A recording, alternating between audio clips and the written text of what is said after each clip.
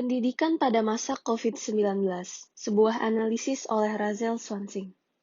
Rincian presentasi ini adalah sebagai berikut. Situasi terkini, dampak pada siswa, serta dampak pada guru serta orang tua.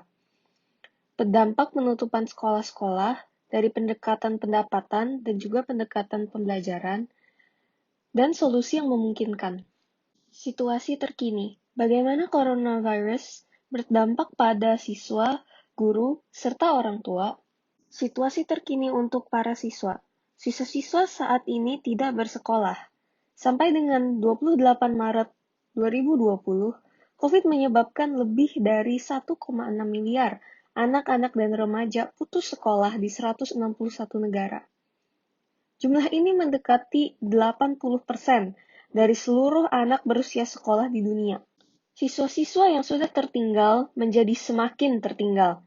Saat ini, 53% dari murid-murid yang lulus sekolah dasar di negara berpendapatan rendah dan menengah tidak dapat membaca.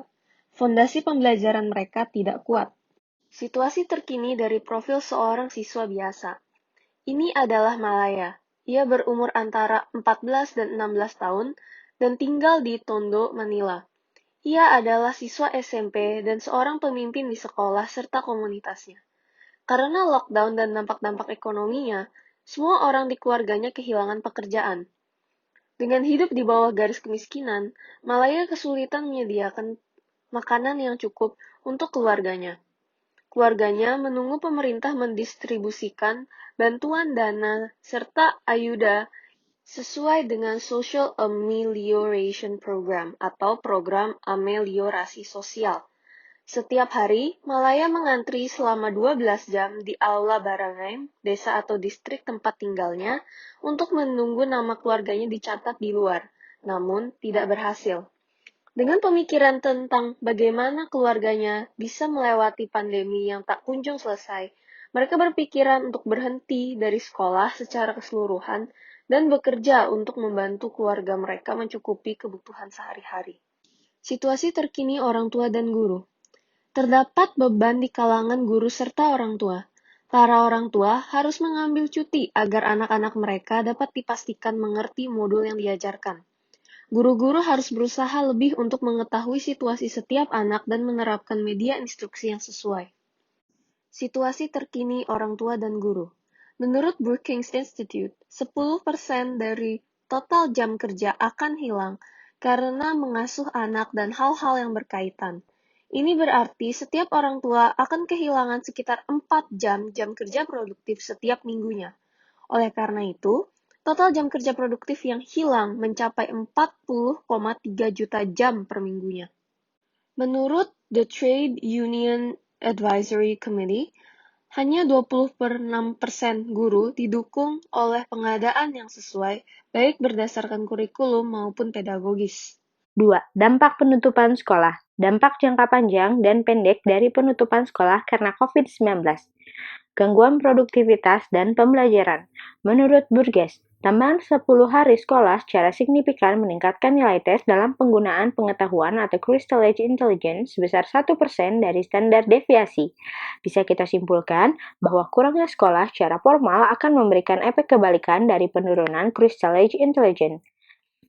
Kemampuan belajar yang terganggu karena ditutupnya sekolah yang berkepanjangan. Menurut Baugh, anak-anak TK di Amerika Serikat kehilangan 67% kemampuan membaca mereka selama penutupan sekolah karena COVID-19. Kemampuan belajar yang terganggu karena ditutupnya sekolah yang berkepanjangan, menurut Ferreol, rata-rata siswa akan kehilangan sekitar 1 bulan waktu belajar mereka selama liburan musim panas.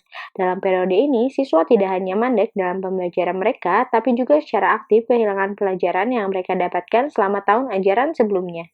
Keterlibatan ekonomi dari penutupan sekolah. Karena kurangnya pengadaan, kurangnya modul, teknologi, dan waktu, siswa akan berpikiran lebih mudah untuk putus sekolah. Lebih lanjut, jika terlepas siswa tidak termotivasi, mereka lebih cenderung memutuskan untuk putus sekolah. Menurut UNESCO, anak-anak tunawisma yang kurang beruntung beresiko lebih besar tidak kembali sekolah setelah ditutupnya sekolah. Kerugian seumur hidup karena kehilangan kesempatan. putus sekolah akan menghasilkan masyarakat yang tidak berpendidikan dan tenaga kerja yang tidak berpendidikan akan menciptakan ekonomi yang lemah dan terspesialisasi. Menurut Brooklyn Institute, dunia akan kehilangan sebanyak 10 triliun dolar atas generasi mendatang sebagai akibat dari ditutupnya sekolah hari ini. Dampak bagi kaum perempuan. Dilansir dari Education Cannot Wait, kaum perempuan, terutama gadis remaja, 2 kali lebih besar kemungkinannya untuk putus sekolah serta menghadapi kesulitan lainnya dalam memperoleh pendidikan, seperti misalnya akibat ketidaksetaraan gender pada masa krisis seperti ini. Selain itu, Education Cannot Wait juga menyatakan bahwa setelah masa pandemi ini berlalu, tentunya data statistik akan menunjukkan adanya peningkatan jumlah gadis remaja yang putus sekolah akibat pernikahan paksa ataupun kehamilan remaja. Kaum perempuan juga lebih mudah untuk terkena dampak yang menyakitkan dari praktik kebudayaan, seperti misalnya pemotongan organ kelamin, pernikahan paksa, ataupun pernikahan muda. Selain itu, sebagian besar perempuan tidak mempunyai akses untuk memperoleh produk kebersihan dasar. Dampak bagi para pengungsi. Para pengungsi seringkali memperoleh bantuan, termasuk bantuan pendidikan yang paling lambat atau akhir. Keluarga yang tidak tercatat dalam kependudukan juga seringkali tidak memperoleh bantuan keuangan serta kehilangan pekerjaan mereka, tanpa adanya bantuan dari pemerintah. Dampak bagi siswa berkebutuhan khusus. Sebagian besar modul pembelajaran yang digunakan kurang efisien atau efektif bagi siswa berkebutuhan khusus, seperti misalnya anak-anak yang mengalami kebutaan, cerebral palsy, maupun kondisi kesehatan lainnya. Gangguan stres pasca trauma. Para siswa mungkin saja mengalami trauma akibat meninggalnya kerabat ataupun kesulitan keuangan pada masa pandemi ini. Oleh karena itu, para siswa membutuhkan dukungan mental dari orang tua dan guru mereka. Ada 4 solusi yang memungkinkan yang diusulkan oleh Kementerian Pendidikan dan lembaga sosial masyarakat lainnya. Pertama, tetap melakukan pembelajaran secara tatap muka. Metode ini masih terlalu beresiko bagi siswa yang terlibat. Kedua, adalah pembelajaran metode campuran. Metode campuran ini memanfaatkan outlet multimedia agar siswa tetap terlibat dalam pembelajaran selama pandemi COVID-19. Namun, metode ini juga membutuhkan teknologi yang canggih dan tetap beresiko tinggi bagi siswa yang terlibat. Ketiga, adalah metode pembelajaran jarak jauh. Metode ini menggunakan alat belajar jarak jauh untuk menempuh pendidikan, seperti modul atau outlet multimedia. Namun, metode ini juga membutuhkan teknologi yang canggih dan terlalu bersifat satu arah, sehingga siswa kurang terlibat dalam proses pembelajaran. Keempat, adalah metode pembelajaran homeschooling. Dalam metode ini, para siswa belajar dari orang tua mereka, di mana orang tua berperan sebagai guru. Tetapi, tidak semua orang tua bisa membaca dan atau menulis. Orang tua mereka juga belum tentu memiliki waktu untuk mengurus dan mengajar anak mereka, oleh karena faktor ekonomi keluarga. Disinilah peran Kahon Engkarunungan dan Gerakan No.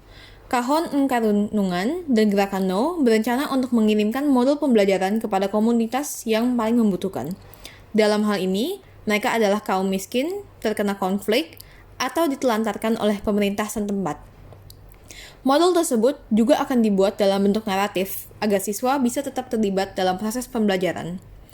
Kahon Engkarunungan dan Gerakan No juga berencana untuk menyediakan tutor di setiap komunitas untuk membantu siswa dengan pekerjaan rumah ataupun kebutuhan emosional mereka. Selain itu, Kahon Engkarunungan dan Gerakan No berencana untuk mengirimkan sarana laptop kepada rumah tangga yang membutuhkan, agar mereka bisa mengikuti proses pembelajaran. Siaran radio atau TV akan dibuat dengan sifat edukasional agar penonton tetap tertarik. Terakhir, kurikulum dibuat inklusif agar siswa tetap terlibat. Anda juga dapat membantu rencana Kahon Engkarunungan dan Gerakan No. Anda bisa mengadakan sumbangan atau memulai penggalangan dana di komunitas Anda. Hasil dana yang diperoleh kemudian dibagikan kepada siswa yang tidak memiliki sarana pembelajaran.